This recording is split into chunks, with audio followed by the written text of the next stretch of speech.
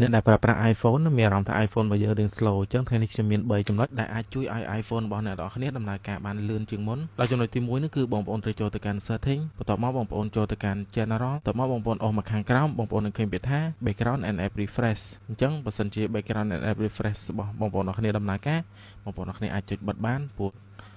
កម្មវិធីទាំងអស់ហ្នឹងវាធ្វើឲ្យទូរស័ព្ទរបស់យើងអាចនឹង slow ជាងមុនព្រោះវាដំណើរការរហូតអញ្ចឹងចំណុចទី2ហ្នឹងគឺតកតងជាមួយនឹងការ clear RAM របស់ iPhone ដោយបងប្អូនដែលប្រើប្រាស់ចាប់ពី iPhone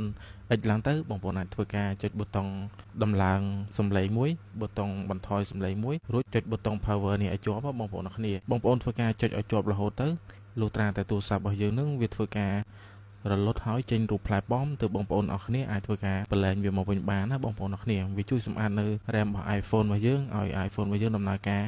ស្រួលជាងមុនហើយដំណើរការមកដូចដើមវិញបងប្អូនអរគ្នាអញ្ចឹងបន្ទាប់ពីអនុវត្តចំណុចទី1ក៏ដូចជាចំណុចទី2ហើយវានៅតែរៀង slow បងប្អូនអរគ្នាអាចចូលទៅកាន់ setting ម្ដងទៀតរួចបងប្អូនអស់មកខាងក្រោមមកបងប្អូនចូលទៅកាន់ general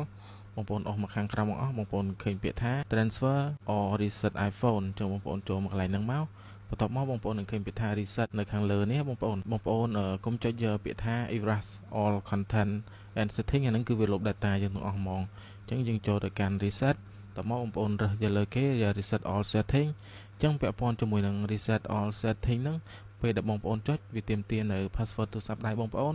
ចឹងបងប្អូនពេលដែលបងប្អូនធ្វើការចុចហើយវានឹងធ្វើការ reset ទូរស័ព្ទបងប្អូនឲ្យដូច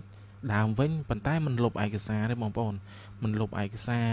មិនលុប Apple ID របស់បងប្អូននេះគឺនៅដំណើរការទាំងអស់អត់លុប data ឬក៏ទិន្នន័យទេវាគ្រាន់តែផ្ដាច់នៅ